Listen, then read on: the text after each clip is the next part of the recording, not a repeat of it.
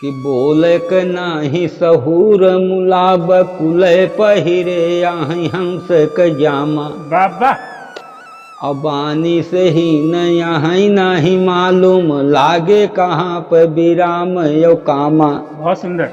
और खैची कचूमर गीत कवित क चैनल पे चढ़ियो जक गामा। कि बाट बड़ा हमसे कवि के ललकारी कहीं अब दाहिन। साहित्य की एक मर्यादा होती है कि कब कहाँ किस समय किस विषय वस्तु को लेना चाहिए और कहाँ कविताएं होनी चाहिए, एक मर्यादा। भारती की छवि ही में हमारी प्यारे घर की दीवार में मैं चित्र टांगता नहीं। और चारा खाद जब से चबाने लगे नेता लोग इनको कदापि कर्णधार मानता नहीं। और मोड़ दे कटार की जो धार लेखनी से लंठ ऐसा कभी कौन होनहार जानता नहीं। अहूँगा यदि काबिल सराहना मिलेगी खुद तालियों की भीख मैं कदापि मांगता नहीं। तालियों की भीख मैं कदापि मांगता। ये सब लोग हमारे पास आया करते थे। इमरान प्रतापगढ़ी की बात कर रहे हैं आप? जी जी जी जी, जी। मतलब तो, वो मशहूर शायर और हाँ। या इस समय सांसद भी। हाँ सांसद भी हैं। तो सांसद भी हैं। बड़े मशहूरन माँ गढ़ के हमरे नदियार के भाटा। अल्लादी गुराऊ लग गई तोहरे वही जात मुंडेरा की हाट मछाटा। लेकिन वस्तु वही कठो तोहरी वही भूमि पराग मखाटा। कि गोल मटोल बिकै बिन मोल चाहे जस बोरी के दांत। ऊंची बात आपने कहा, बहुत ऊंचा प्रश्न आपने किया। तो साहित्य किसी धर्म का नहीं होता, साहित्य में हिंदू मुसलमान सिख ईसाई नहीं होता, साहित्य सभी धर्मों का है और सभी धर्मों की समानता की बात करता है। लंठ हो कंठ जो जेर मातु बेच माँ सभा के अंड बंड बक बैकरी। कि कर ब्यून लंठ हो कंठ जऊ जेर मातु बीच माँ सभा के अंड बंड बक बैकरी। अधर ब्यून जब ले तू बारी के दया के दीप तालन के चोर हंस तोर भख बैकरी। तो मूढ़यो लबारन के थार माँ पखारी पाँव ज्ञानी न खेद चारी ला तुमार बैकरी। और सिंहन से छोरी के हुकूमत के बार बार शीश पैसियारन के ताजुधर। कहते हैं प्रतापगढ़ की भूमि साहित्यिक उर्वरा भूमि है। यहाँ पे बहुत बड़े बड़े नाम, धन मतलब बड़े बड़े नाम जन्म लिए हैं। राज के ताज पे गाजगिरी की दौड़ी के हाथ लगावत नाही। राजा राम हूँ भागी हटे रन से चित लाजू हया कुछ आवत। आप हैं साहित्यकार प्रमोद दुबे लंठ। नाम लंठ अवश्य है, परंतु जब आपकी लेखनी चलती है तो बड़े बड़े साहित्य धुरंधरों को आईना दिखाती नजर आती है। उत्तर प्रदेश का वह छोटा सा जिला जिसे रजवाड़ों की धरती कही जाती है, उसी जिले के एक छोटे से गांव पतुलकी में माता शकुंतला देवी पिता सरयू प्रसाद दुबे के घर में हुआ। आप छंदों के राजकुमार व सरलता की प्रतिमूर्ति कहे जाते हैं। आपके ख्याति की गूंज बहुत दूर तक सुनाई पड़ती है। आपका विवाह श्रीमती सुनीता देवी से संपन्न हुआ। आपको एक पुत्र 3 पुत्री के पिता बनने का सौभाग्य प्राप्त हुआ। आपके पुत्र धर्मेंद्र दुबे एवं पुत्रवधू सपना देवी हैं। आपके दामाद रत्नेश जी एवं सुपुत्री विख्यात कवियत्री चांदनी दुबे हैं। आपकी माझिल पुत्री रागनी देवी और छोटी पुत्री कामनी देवी। अब तक आप सैकड़ों सम्मान पत्र प्राप्त कर चुके हैं।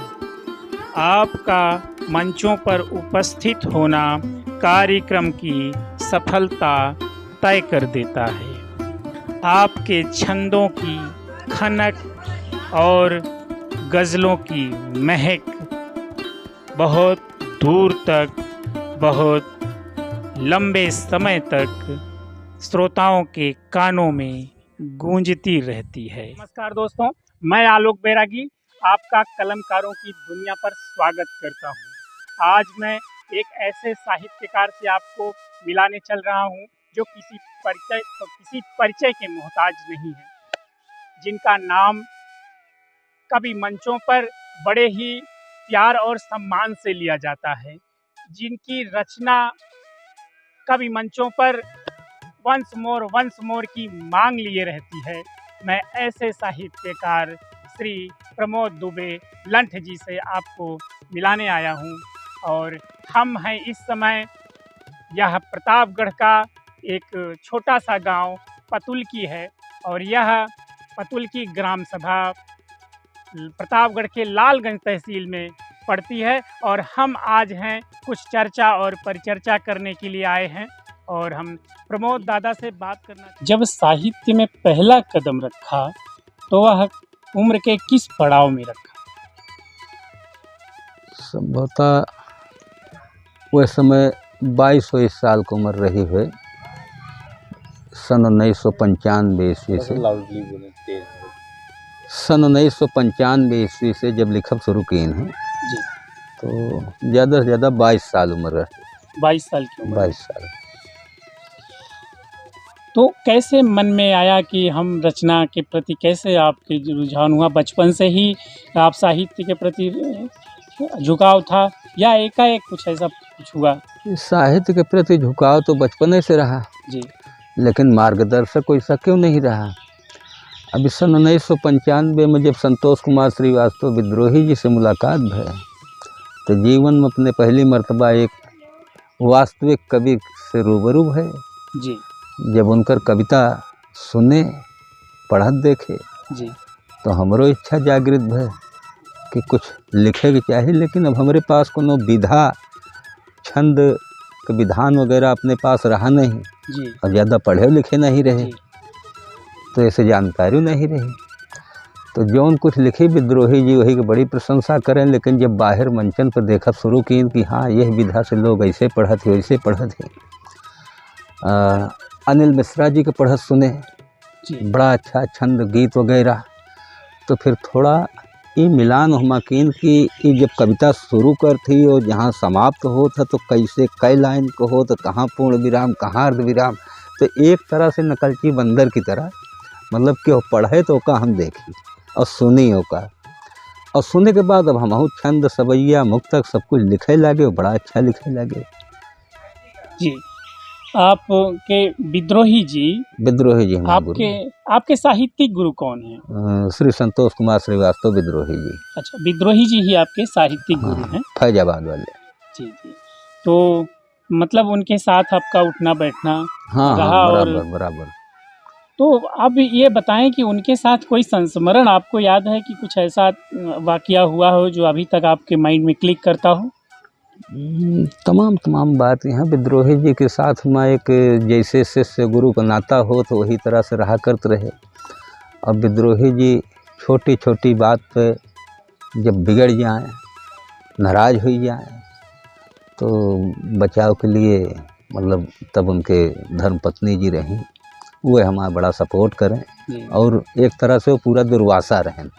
आज के दौर में निराला सुर तुलसी की पंक्ति में आज का कोई साहित्यकार खड़ा होता दिखाई पड़ता है? त्रिपाठी सनकी जी एकदम निराला जी की शैली, राधेश जी,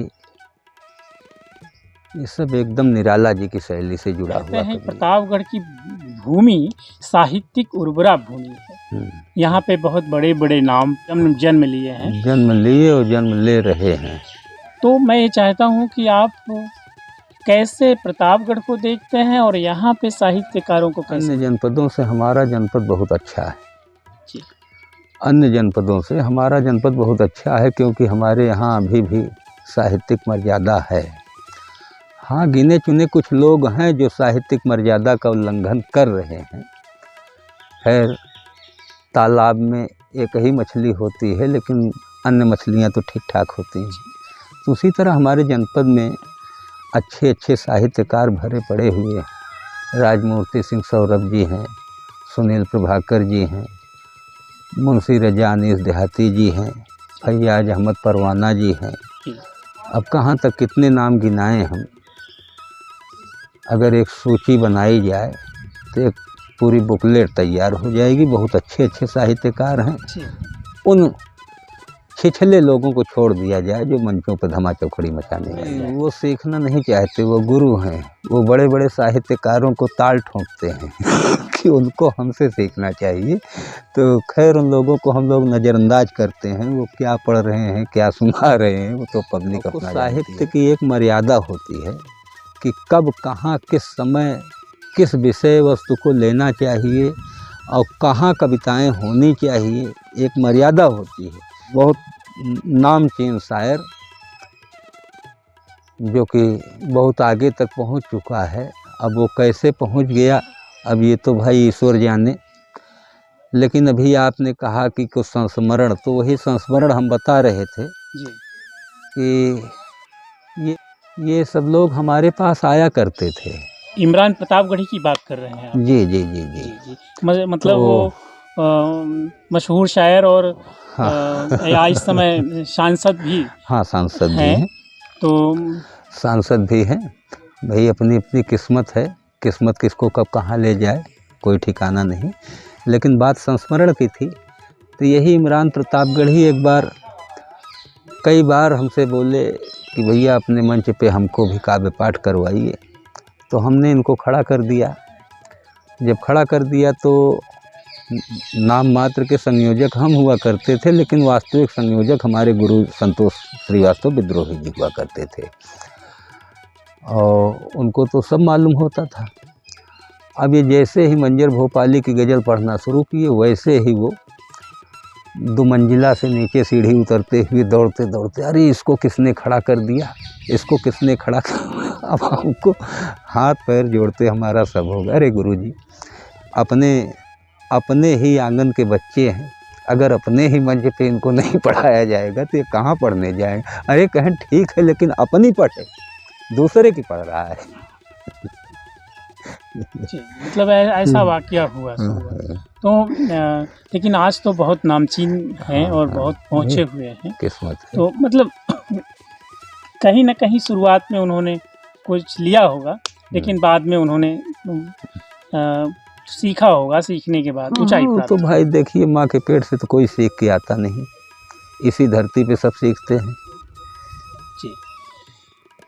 और एक प्रश्न है जो कि बार बार पहुंचता है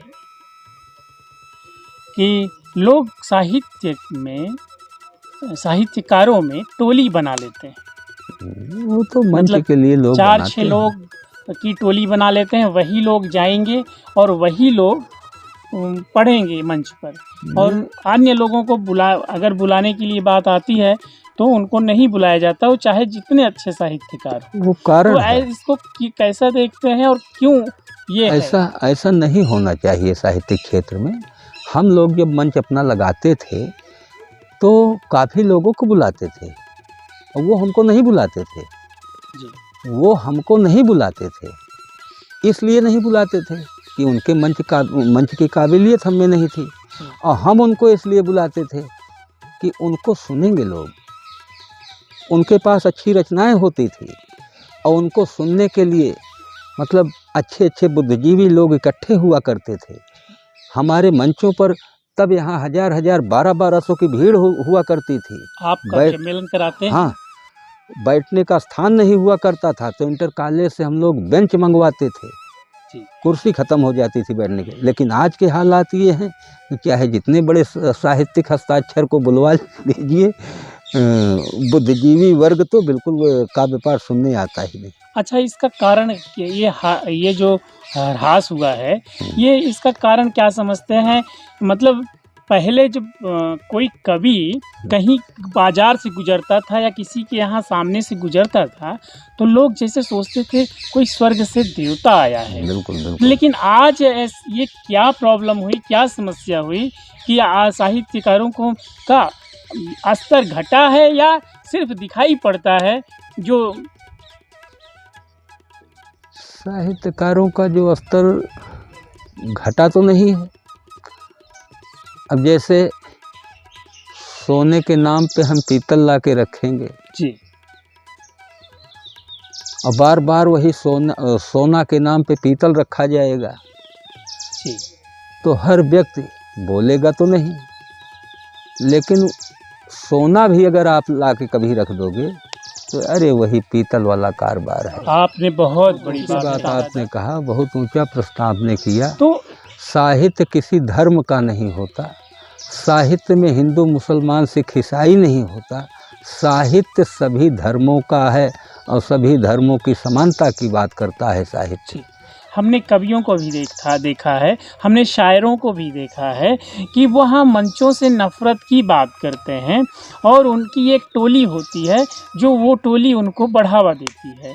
जो श्रोता, क्या उन श्रोताओं को आप बुद्धिजीवी कहेंगे? वो सब हुल्लड़बाज श्रोता हैं। क्योंकि अवधी साहित्य में 2 महाखंड काव्य लिखे गए हैं और जो कि घर घर में जिनका पाठ होता है, ऐसा श्री रामचरितमानस जो तुलसी बाबा ने पूरे विश्व में पढ़ा जा रहा है, पूरे विश्व में पढ़ा जा रहा है। हम साउथ में थे, वहाँ हनुमान चालीसा चल रही थी, हमने कहा देखिए यहाँ कन्नड़ और तेलुगु बोलने वाले लोग हनुमान चालीसा का पाठ कर रहे हैं कि छंदन के बंधन से खोली खोली फंदन का, कि छंदन के बंधन से खोली खोली फंदन का, तुलसी रहीम के बतावत प्रीति का। अब भारत में जातियो जमात के खड़ी बजौन मारत की लात से ढकेल तू है भीति का। तो शब्दन के कोमल कतार के समारी हार मार गम बारी आजू आखर के दीपिका। अब बिना पानी के सपूत लेखनी के धार कोची सगलौ से खेद तू है पखरी कुरीतिका। कि तुलना यदि संस्कृति की करिए तो मिलेगी तुम्हें भवभूमि से न्यारी। और भाषा की बात करें तो वही जो रही तुलसी रस खान को प्यारी। बाबा तो कभी लंठ करे यदि यार की बात, तो सूर के श्याम रहीम की यारी। और स्वर्ग से सुंदर भूमि कहीं तो धरा कश्मीर से कन्याकुमारी। स्वर्ग से सुंदर भूमि कहीं तो धरा कश्मीर से कन्याकुमारी। और 4 लाइन सावन पर देखा कि सावन मास लगा मन भावन, कि सावन मास लगा मन भावन, गावन माँ पलना परिगा। कि सावन मास लगा मन भावन, गावन माँ पलना परिगा। अब बदराया चरा मली है पनिया, धनिया के हिया के दुखा हरिगा। तो वस नैन कैवार भवायुन के जस कौनो हिया मरदा मरिगा। अवारी मनारी के छूट में हावर, खूनन से पोखरा भरिगा। वारी मनारी के छूट में हावर, खूनन से पोखरा। उस पंक्ति हास्य देखें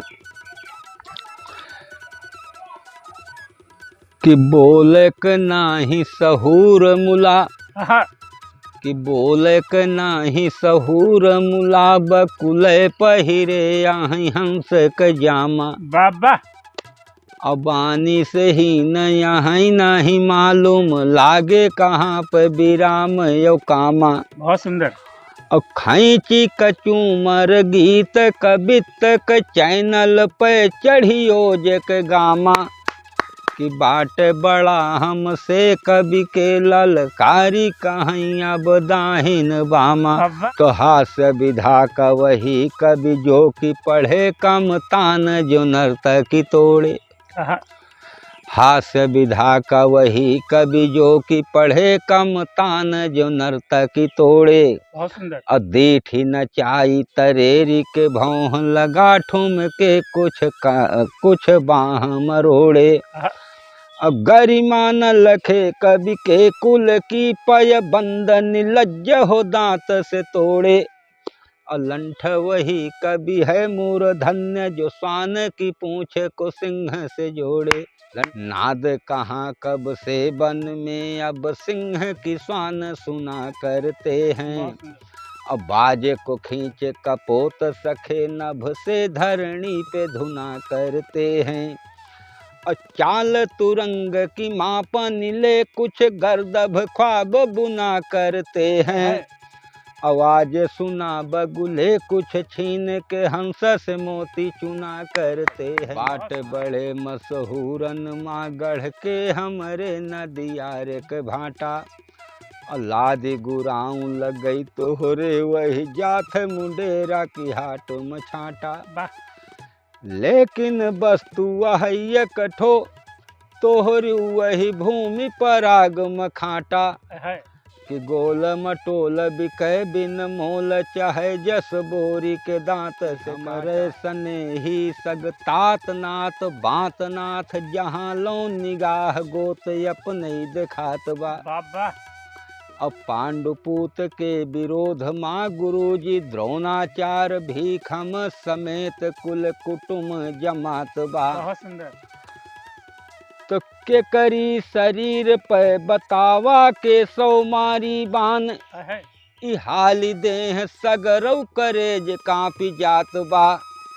तू हाँ की रथ माधव चला निकेत खेत से दिनहू के लागत युंजेर आजू राति बा। बहुत सुंदर।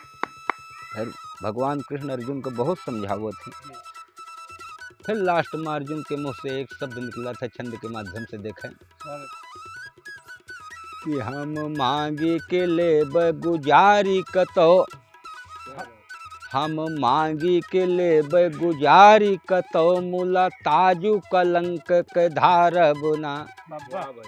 असही लेब हम दुख जौन परे निज बंधुक सोणित गारब ना। कुछ कोस धरा के बदे कबहू इतिहास कया खर भारब ना। अपग धूरी पसीस धरी जे करी वही भीखम द्रोण कमार। भारती की छवि ही में हमारी प्यारे घर की दीवार में मैं चित्र टांगता नहीं। और चारा खाद जब से चबाने लगे नेता लोग इनको कदापि कर्णधार मानता नहीं। और मोड़ दे कटार की जो धार लेखनी से लंठ ऐसा कभी कौन होनहार जानता नहीं। अहूँगा यदि काबिल सराहना मिलेगी खुद तालियों की भीख मैं कदापि मांगता नहीं। तालियों की भीख मैं कदापि मांगता कर ब्योन लंठ हो के कंठ जो जेर मातु बीच माँ सभा के अंड बंड बक बई करी। कि कर ब्योन लंठ हो के कंठ जो जेर मातु बीच माँ सभा के अंड बंड बक बई करी। अधर ब्योन जब ले तू बारी के दया के दीप तालन के चोर हंस तोर भख बई करी। तो मूढ़यो लबारन के थार माँ पखारी पाँव ज्ञानी न खेद चारी ला तुमर बई करी। सिंहन से छोरी के हुकूमत के बार बार शीश पैसियारन के ताजुधर बैकरी। यही तंत्र के मंत्र जगाई कहाँ कुछ आजू हमें नहीं भावती बा। अब गजराज के भाल पयंकुश धय गजनी उत्पात मचावती बा। और राजा राम बेचारे लुकान फिरे रघुराज कधय हुलियावती बा। कैलासपति तनि थाम गति नहीं सूण हुमासी के आवती बा। कैलासपति तनि थाम गति नहीं सूण हुमासी के आवती बा। तो भदरी पे परी दुख कै बदरी की हुआ जो गोहारी मैं आवत नहीं। अखोब लूटी रहे यो नहीं जे कबो बिसर्यो एक धूरी उठावत नहीं। तो रघुराज के ताज पे गाज गिरी की हु दौड़ी के हाथ लगावत नाही। राजा राम हूँ भागी हटे रन से चित लाजू हया कुछ आवत नहीं। राजा राम हूँ भागी हटे रन से चित लाजू हया कुछ आवत नहीं। अब बूटन की नोक से खसोटी नोची नोची आजू माटी माँ मिलावती रे स्वाभिमान जी। औलटी पलटी यस धोवती करोवती बमानो डंगरे कनिकी आवी कौनो स्वान जी। तो काहे कभी लंठ आजू बड़े बड़े चंठ हैं सारी गंगा पौड़ी गढ़ही में बहरान जी। और देखी चारू मुँह अंधेर अब लावा ना तू देर यही हथिनी के सुनी तू नवावा हनुमान जी। राजनाथ जी के समर्पित करते हुए 4 पंक्ति कि जाहि हाथ राजनाथ पूरब मदई के साथ भूप रघुराज का तू बाझ से बचायो है। और कमल के छोरी फूल हथिनी के होल सूल माया के तू तोरी कुल ताज को धरायो है। तो जारी कीट जस वीर मारी के पछारी कंस पूतना के पोर तोरी काजर पोतायो है। इताही हाथ काहे को अनाथ राजनाथ आजू माथ गाड़ी 7 हाथ धूरी में धसायो है। हाथ गाड़ी 7 हाथ धूरी में धसायो है। अंतिम में एक छंद भूत भावन भगवान भोलेनाथ को समर्पित करते हुए कि दुनिया से काटी गात पाप के मिटावे जात बाटी जगदम्ब लाहरात लट पे खड़ी। अब काल हूँ के काल विकराल ब्याल माल प्रतिबिंब शशि शंभु के विशाल भाल पे जड़ी। तो भूतन के जाति के जमात जोरी जात गात छार छोपी दानव के जारी काट खोपड़ी। तो बाबा घोष में सर सूरे सहू के बाप आप काटी ताप पापन के लंठ हो के बैकड़ी। काटी ताप पापन के लंठ हो के बैकड़ी। बहुत अति सुंदर दादा। आप सुन रहे हैं हमारे बीच में है अवध क्षेत्र के प्रतापगढ़ जिला है वो, जहाँ के सबसे माने जाने कवि जो किसी परिचय के मोहताज नहीं, श्री प्रमोद दुबे लंठ जी, जिनका लंठ नाम जरूर है लेकिन जिनके कंठ में एक चंठता है और उसके साथ ओज पूर्ण कविता है, छंद लयबद्ध है, एक विद्वता है। लंठ नाम जरूर है लेकिन जो विद्वता परिलक्षित होती है वह निश्चय ही हमारे हृदय को भेद कर अंदर घुस जाती है और आपके प्रति एक श्रद्धा का भाव तैयार करती है, एक नमन का भाव तैयार करती है। मैं आपको चंदन वंदन नमन करता हूँ दादा। प्रणाम।